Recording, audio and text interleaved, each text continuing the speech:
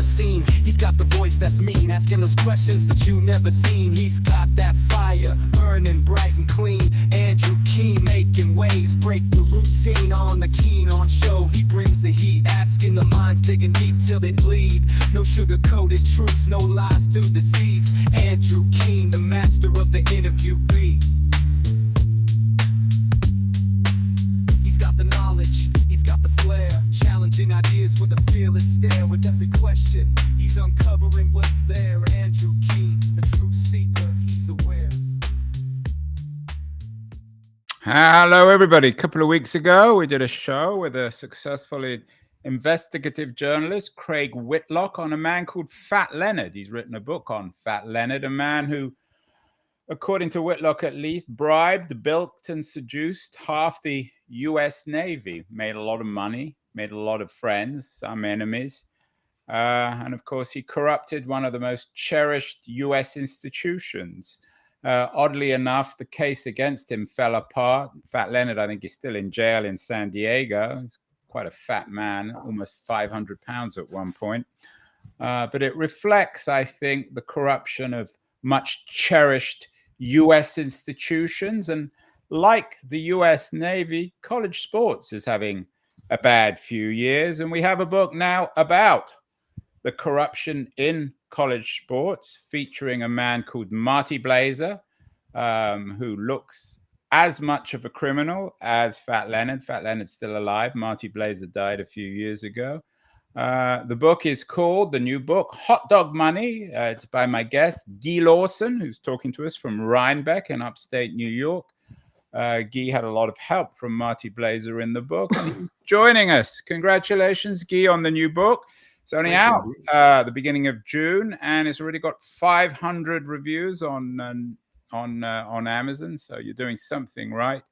Tell us about this character, Marty Blazer. I'm not sure if you followed the Fat Leonard story, but I just finished the book. I just finished reading Fat Leonard. It's very it was a really well put together book, and I mean, much like Hot Dog Money, it's one of those things. It's unbelievable when you just think about it writ large, but when you go through it step by step by step, it makes a certain amount of sense.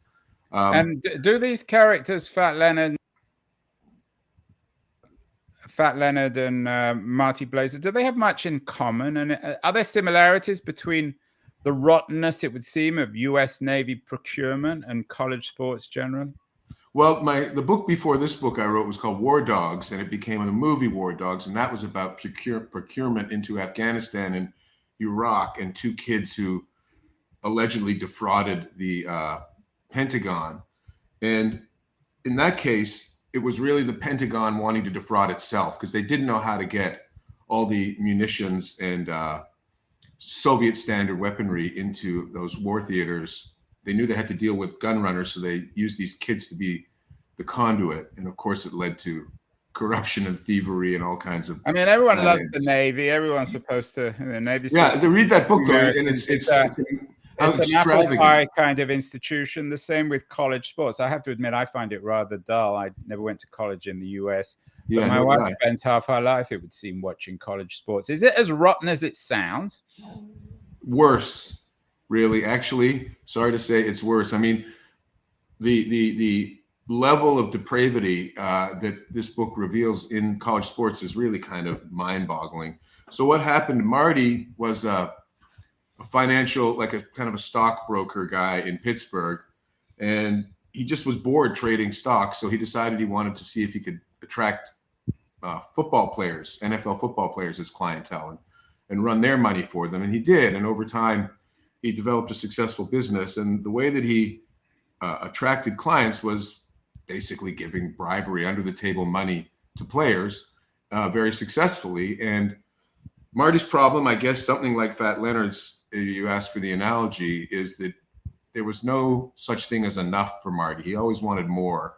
He had a kind of sense that he was smarter than other people, that he could always talk his way out of trouble. In that sense, there is a very tight analogy to Fat Leonard, and the kind of assuming that everyone was dirty was another frame of mind for Marty. So, but also, I'm not sure if everyone else is dirty, but both stories suggest that there are many, many quote unquote dirty people. Most people are willing to take money and break the law. Is that fair? Well, I'll say this. To leap forward in time, when Marty goes undercover for the FBI, the percentage of coaches that he offered a bribe to, if you can guess what percentage that is, well, it turns out that was 100%. 100% of college. Every single coach that he approached took the bribe money, the cash from the FBI. They didn't know it was FBI money. Hundreds of thousands of dollars in envelopes in Las Vegas suites and nightclubs in Miami and restaurants in Manhattan. It's kind of yachts in Manhattan. It's kind of mind-boggling. So yeah, I mean, when provided with the kind of the benefits of a seemingly free thing like Fat Leonard was offering to the Navy and Marty was offering in college sports, it seems to be the human condition is not in the best shape in the 21st century. So Marty was so when people watch Guy, when people watch all this college sports on television, basketball comes to mind, football as well. Are you suggesting that much of it certainly was fixed by guys like Marty Blazer? Fixed not in the sense that they to control the outcome. That's a different thing. But fixed in the sense of who's playing on what team and where they're going to, who their financial advisors or agents or the endorsements that they get. Yeah, that's all run under the table and almost entirely without the knowledge or consent of the players. The players don't. They're typically young guys, aren't very financially literate, and they get surrounded by people who prey on them. And it's an unfortunate, even awful aspect of college sports that the organization that should be looking out for the kids, the NCAA, actively does not want to know what's really going on. Because they know. It's like that famous scene in Casablanca where somebody says, "Oh, I'm shocked, really shocked." Everybody knows this is a rotten game.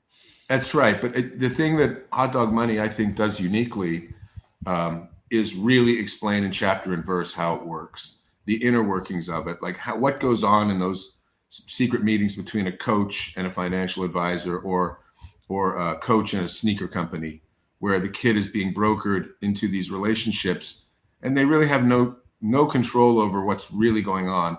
There's a chapter in the book called How to Make $1 Million Off One Kid. And it documents like how a kid, for example, who's playing, maybe he's a senior in college or something, and he gets a free watch from Marty. And the kid thinks, great, cool, look at this, I got this $5,000 watch. But he doesn't know that Marty's getting 50 of those watches to distribute and keep some for himself, and that the watchmakers benefiting through these relationships are the car that they get, a free car, or a cheap car, they think. Marty's buying 30 or 40 cars a month from one broker, and all of the sort of backhanded benefits. Marty called it his favor bank. So he would know who owed him what and which player would sign with him and then would sign with this agent and get the deal with this car dealership, an endorsement from that restaurant or that sneaker company. So it was all kind of, it is, because it's not past tense, it is all a giant like swill of brokering people for money. One more big lie. I mean, I did a bit of research here. I know that some of the coaches, the Auburn coach, some of the former basketball referees have been caught up in this. But are you suggesting that most coaches of college teams, basketball and football in particular, that they're all rotten, that they're all kind of one way or the other in on this? Even if they're not formally in on it, they know exactly what's happening? Well, I mean, there's a scene in the book where Marty is in a Las Vegas lawsuit suite with the wire up for the FBI because he went undercover after. So just to go back in time a little bit, Marty decided he wanted to, because athletes like to invest in cool businesses. He decided he wanted to invest in movie production, which what could go wrong, right? So he asked his players if they want to invest, and they said no, basically. So he stole $2 million from them and produced a movie. How did he steal $2 million from them? Just fake their signatures. He had trustee rights over their money. And if you go back to that picture, that's Ving Rhames on the right side, and he starred in the movie. And for people who are just listening, just imagine a picture of a rather bulky, thuggish-looking fellow. That's Marty Baron, a rather busty woman who's his wife, and then another man on the other side who looks equally dodgy.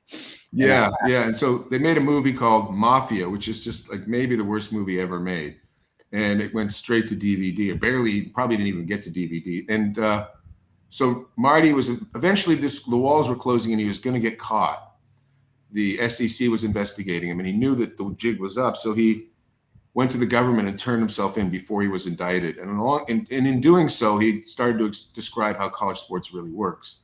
And the FBI, or the United States Department of Justice, said, "Is that really true?" And he said, "Yeah, I'll prove it to you. Put me undercover." So they put him out for 3 years with a wire on to just sort of see how corrupt college sports really was. And it turns out that that became the biggest scandal in the history of the NCAA, and is a significant piece of why the NCAA is flailing around so desperately right now, trying to figure out some way to avoid what seems inevitable, which is its destruction, because its sort of purpose is falling apart. The idea of amateurism, which is the essential notion underneath college sports, which is the kids can't be paid, is just such a nonsense, because the kids do get paid. They just get paid under these really, really awful, corrupt circumstances, and so are subject to really predatory behavior from coaches, sneaker companies, and all kinds of advisors that surround them. So just in recent days, the NCAA, you might have seen in the news. Yeah, I want to get to that. I know you just wrote a piece for Rolling Stone suggesting that this so-called $2.8 billion pay deal is what you call, or what the headline writers on the Rolling Stone call, a game of three-card Monty. But before we get there, how much access did you have? Blazer, man in blazer, is no longer a man in blazer. He's no longer alive. He died just in January, just a couple months ago. He died ago. in January. You said he dropped dead. He had some heart problems. He dropped dead in January. How much access did you have to him? Did he come to you to tell you his story? And is that basically what Hot Dog Money is about? It is in large measure a portrait of Marty. It's a way, he's the conduit to understand college sports writ large, both football and basketball. Marty did come to me. I've written about sort of ne'er-do-wells in the past, and I think he knew that with me, he wouldn't get like the moral kind of highfalutin like condemnation story, that I would listen with interest and describe fairly what he did. Well, you're a Canadian, Guy. You're very reasonable, unlike most people. I'm Canadian, and I'm also Aussie, and I went to school in England, so I've been around. You've been around, yeah. Yeah, and I'm so I spent a couple during COVID. Really was the time when we started talking pretty much daily. What was he like? I mean, we've done some shows with people who talk to confessions, tell-alls from mafia leaders, and it seems as if the writers always came out saying, they're a pretty nice guy. Was Blazer a nice guy? He was. He didn't owe him money, I guess.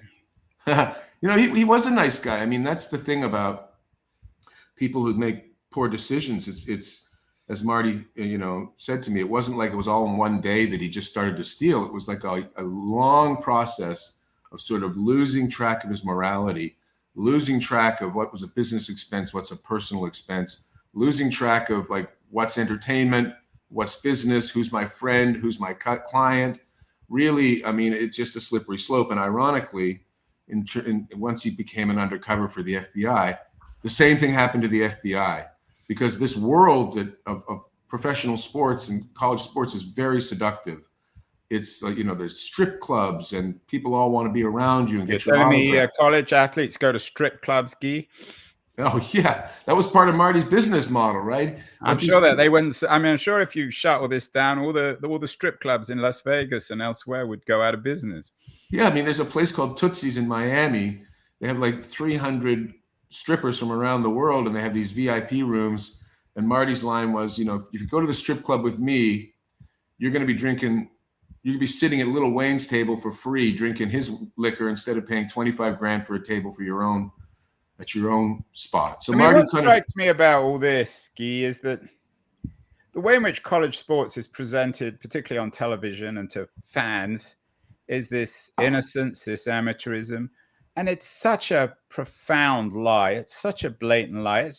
That's the shocking aspect of this, not really the Blazer story, but the fact that it's such a huge lie, and people seem to still, you know, the generally dim-witted American, especially American sports fans, seems to buy it, or they don't care. I think it's they don't care, and I think that they kind of like to be lied to, almost in a way, like, you know, lie to me, come on, you know, tell me it ain't so, kind of thing. And I, you know, as like you, I did not go to school in America, and I think that's another reason why I was able to write this book, is because it's not really a sports book. It's really a book about corruption and it's another Fat Leonard book. I mean, Blazer and Fat Leonard are, they're not sharing a cell, but they should. Blazer isn't around anymore. The other thing that's astonishing, and this reflects the US legal system, is that this guy got probation. He didn't even go to jail. I mean, he died in January, but shouldn't he have been in jail, even if he did? Well, most people who are involved in the case, media and certainly the coaches and the people around them, all felt like Marty should be in prison. But you know, he really did build this case for the federal government. He really was not just a passive person going out. He was coming up with investigative techniques, suggesting different ways they could go. Maybe he was auditioning for a job at the feds. Well, I mean, it turned out that he was probably the cleanest one in the whole investigation, because so they were all on the take at the same. Well, at the height of it, they were in Vegas. Why I'm laughing. We should be crying, really. It's they're in Vegas. A rotten system. They're in Vegas, and they have like a dozen meetings with coaches, and all 12 of them take money from that are offered these wads of cash from these mafia-looking FBI guys and Marty. And then at the end of the day, you know, Marty flies home, and these FBI agents got a free night on the town, and one of them like steals $13,000 from the pile of cash they have and gambles it away, and they all get hammered in the casino. And the FBI was very keen to sweep that under the carpet. So that might have been some part of why Marty just was sort of like, you know, it's true to say that if you break the law and you feel like, you know, you should go confess before you get caught. That's right. Like the some kid who wanders into the corner store and, you know, steals a few $100s or holds the store up with something, you know, they spend their life in jail and these people get out. We are speaking with Guy Lawson, the author of a really important new book. It's already a bestseller, even though it just came out a few days ago. Hot Dog Money. Inside the biggest scandal in the history of college sports, and there have been many scandals. This really is the biggest scandal, featuring the recently departed Marty Blazer. I want to remind everyone that great guests like Guy Lawson are brought to us because of our friends at Liberties, a new quarterly of culture and politics. Going to run a short feature on Liberties, and I want to come back with Guy and figure out how we really are going to clean up college sports, or if we don't, maybe we should just shut it down. So we're back in a second. Don't go away, anyone. The noise, there is nuance, insight. Liberties is not just a journal of ideas. It's a meteor of intelligent substance. It's the place to be for engaged citizens. Politics, opinion, substance. Liberties is a triumph for freedom of thought. A quarterly of urgency, of cultural exploration, of intellectual delight, of immaculate prose. It's invaluable. Subscribe now or find Liberties at your favorite bookseller. And you can subscribe to Liberties at libertiesjournal.com. We're speaking with Guy Lawson, the author of Hot Dog Money, a book that exposes how rotten college sports is.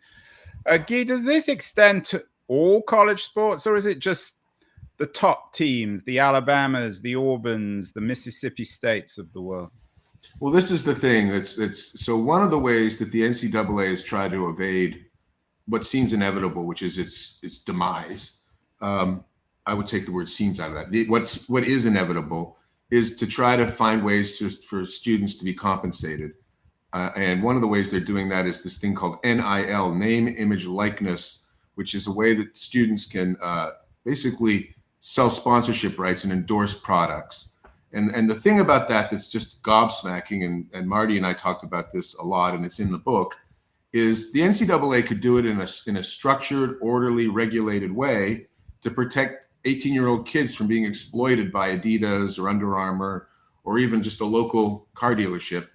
But they didn't do that. They have no protection for the kids. So that's the next scandal that's just looming and waiting to happen. You're going to start hearing about these NIL deals ripping kids off. And so those NIL deals. Yeah, and you called it a game of 3-card Monty, where and that's slightly different. That's actually giving that proposal is to pay over a period of time $2.8 billion, not in past money, but future earnings the NCAA has. And that's to pay players primarily in the big sports of basketball and football. NIL applies across all sports. And so some of the most successful NIL deals are from gymnasts and young, pretty women who are endorsing things like Lululemon or soft drinks and things. So that's the $2.8 billion is basically, it's the equivalent of someone stealing from you, stealing from a sport for a century, and then coming in and saying, we're going to continue stealing from you, but now we're going to give you a 20% back. That's kind of the proposal. And so Guy, obviously your friend or your friend who's no longer around, Blazer, has some responsibility, but how far up college administration does this go? Does this go, I mean, colleges already, there's so many scandals going on around Gaza and Israel and all the rest of it.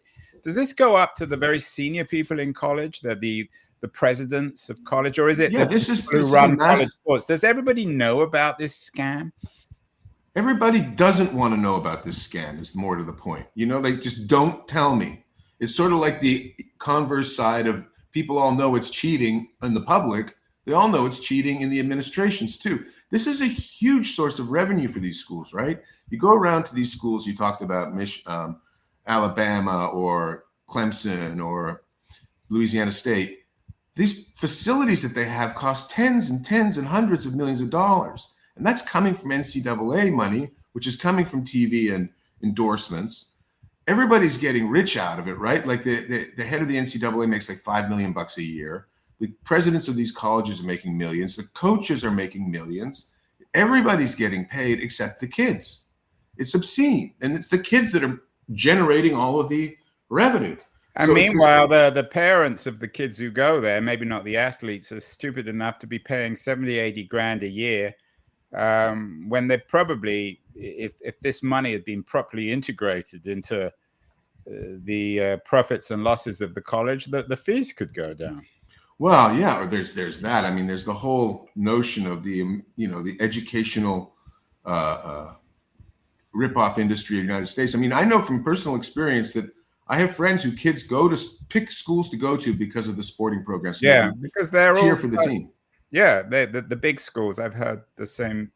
Yeah, stories. Yeah. So I have 2 kids in college right now. Where are they? I hope they're not at Ohio State or Auburn or Alabama. They'll probably get blacklisted.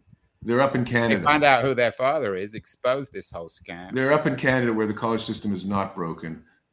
I mean, could we argue, Guy, that this whole thing is such a profound scam? It's so distasteful, so rotten, that all of college sports should, the monetary side of college sport, they should just shut it down. And if these kids want to become professionals, then they just join a professional football or basketball team and not go to college. Yeah, I mean, there's a good argument for that outcome, for sure. I mean, the one thing I can say for sure is that the current system cannot persist. The Supreme Court has indicated that they will tear it apart as soon at the next opportunity, which is why the NCAA is making this NIL thing. They're trying to create this settlement with these various lawsuits. They're doing anything they can to avoid the Supreme Court, and it just doesn't seem like it's going to work. So I don't know what comes next. But I do know that people get a lot of joy out of college sports, and I'm not like a killjoy in my life. Like I don't want to go. I'm a killjoy. I want that thing shut down entirely. If you're going to get pleasure out of sports, watch a professional game that at least is. I mean, it may be corrupt, but at least it's a bit more honest. I mean, it seems to me that people are watching something that's supposed to be amateurish and amateurs, and it isn't. And meanwhile, well, you watch college sports, and it's just amazing to me that those kids are playing at professional level. I mean, it's fantastic athletes. So, yeah, I mean, I don't have the answer except that it should not be.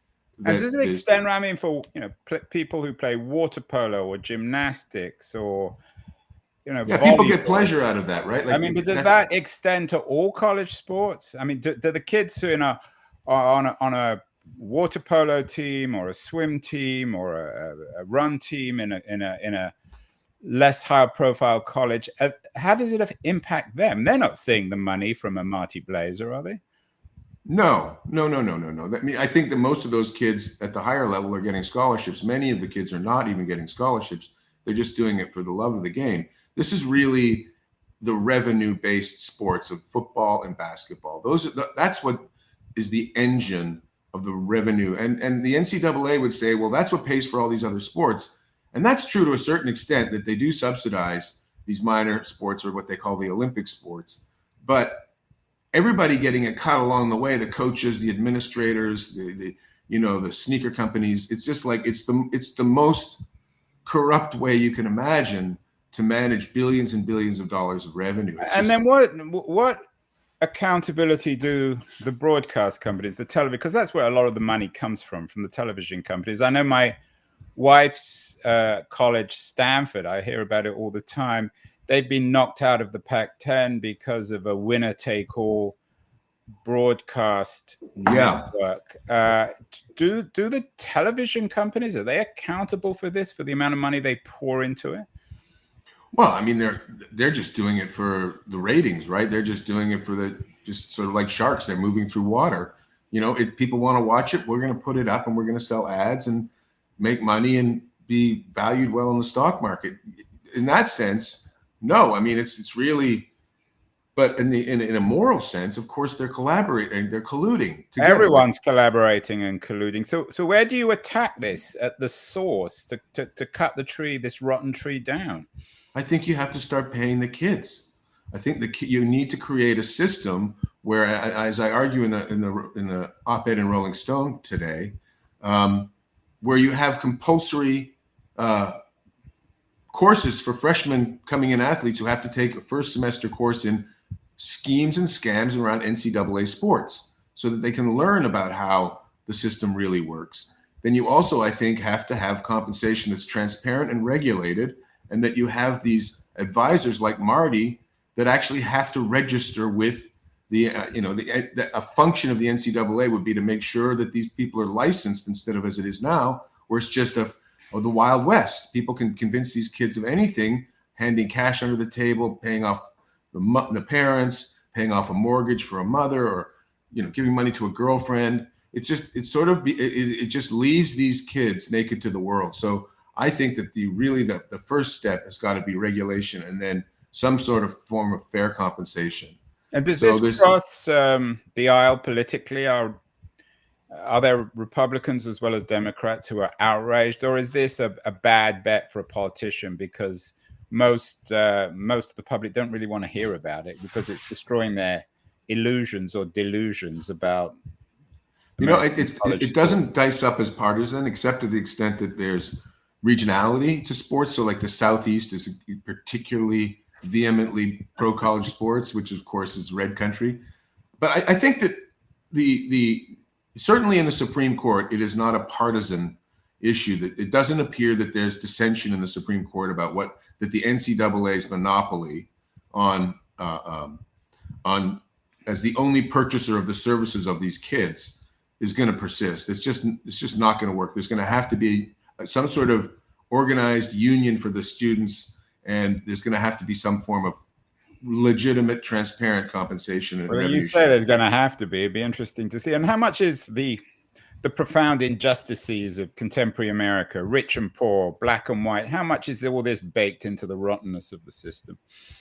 Well, it's all part of a thing. It's all part of a larger story about race relations in America that's got a history going back to prior to the foundation. So it's white guys like Marty Blazer ripping off poor black kids who are starting. Well, Marty and I had lots of conversations about that, and he really strongly disagreed with that. I think it's a part of the story. How could he disagree when it's self-evident? He just thinks it's not to do with race. He thought it was to do with other things, and it's true to say that not everybody that he dealt with was black or Latino. They were white kids and things, but it's also true to say that the large majority of kids, especially in basketball and football, those big revenue sports many of them are African American, and many of them come from poor backgrounds, and many of them are like need money in an urgent way. They can't wait for those extra 2 or 3 years to pay off a mortgage or to help their younger siblings get through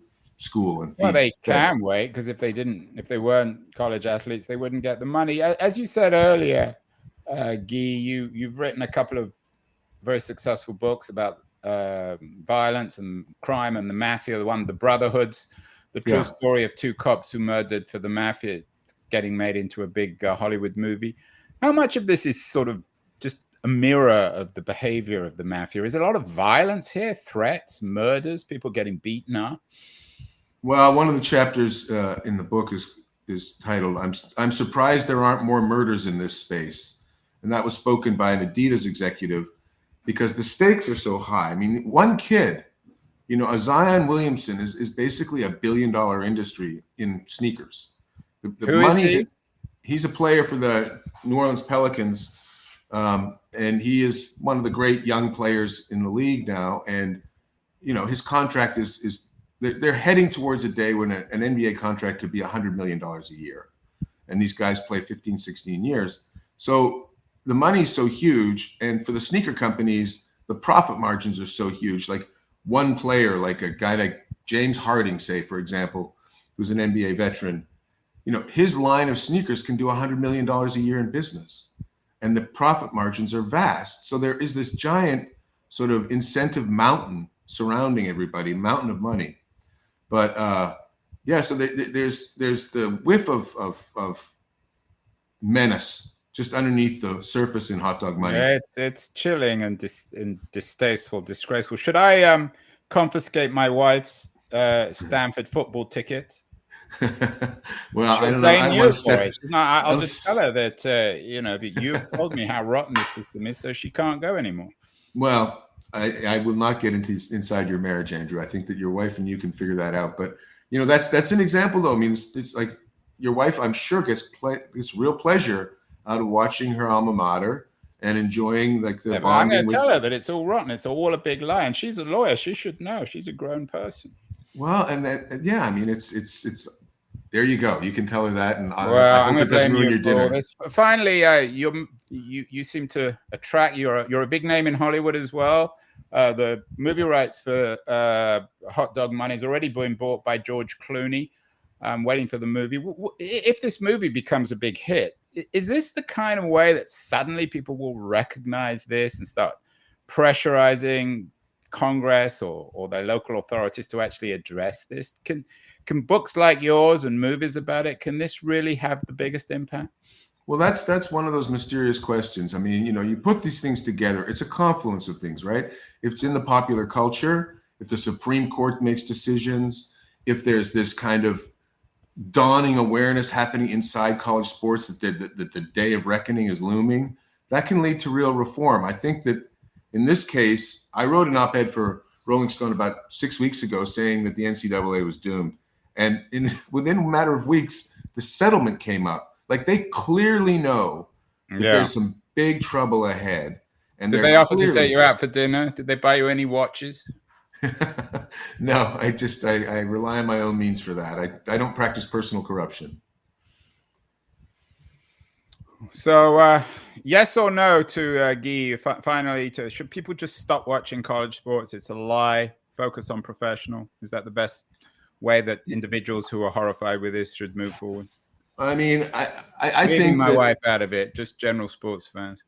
I think that the best thing to do is to enjoy the entertainment, but just do it with the awareness that there are a lot of people that are suffering unnecessarily because of this, and that it needs to change. So at least do it with a sense of being informed and having some sort of moral balance to it. Like, I think it's happening. To answer your question a minute ago, does a movie or does a book change things? I think it can change things incrementally, but I think the bigger change is just coming because of awareness, generally speaking. Step on the scene, I'm ready to attack.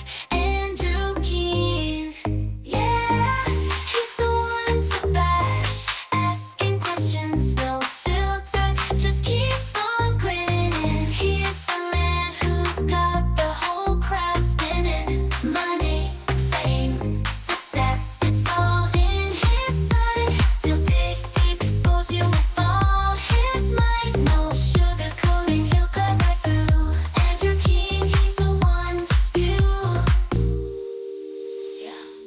He's an